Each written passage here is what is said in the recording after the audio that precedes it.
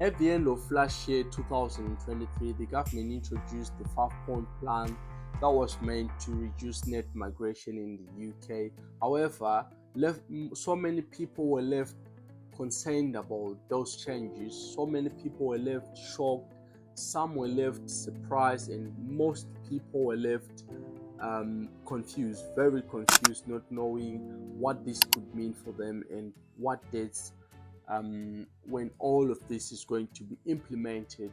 Watch this video as I will explain to you what was gazetted by the government on the 14th of February 2024 on Wednesday, this Wednesday, if you're watching this video on Friday.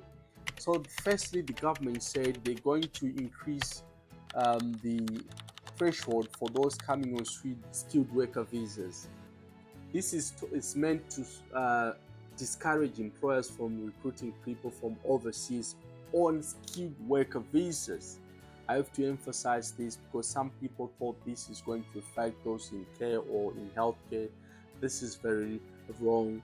It only affects those on skilled worker visas. So the cap is going to be 38,700, and all of this is going to start happening on the 4th of April 2024. And then secondly, if you are a settled person in the UK, if you are a British citizen, you can no longer bring anyone in the UK as your spouse if you cannot meet the requirement of £38,700. You need to achieve this salary in order for you to bring anyone into the UK. Otherwise, you can no longer bring them in the UK starting April as well. Thirdly, list of the people that the government is struggling to get locally for jobs. That's the shortage occupations list. It's going to be cut short.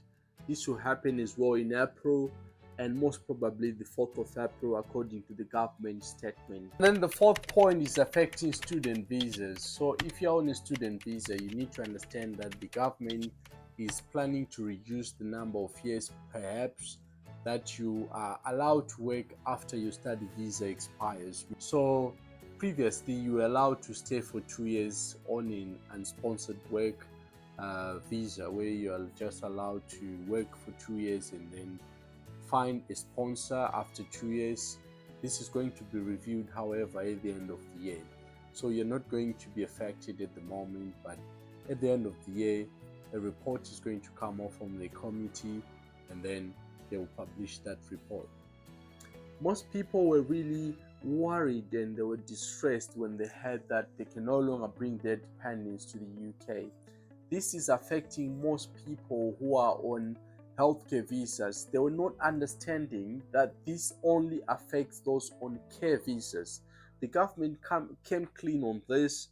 They even announced again that this affects those on care visas. So the reason is the government was trying to reduce the abuse that was going on in care. The government, the Home Office, had consultations with the committees, and it was brought to their attention that people were carrying out some, I would say, fake marriages, things like that, and people were bringing too many children to the UK. As a result, if you're on a care visa, that's why the ban was introduced. These were the abuses that the government said they were trying to stop those abuses. The reason why they're going to do this, they're saying in care, that's where most of the abuses is going on. They know everything that's been happening, and that's why they introduced this.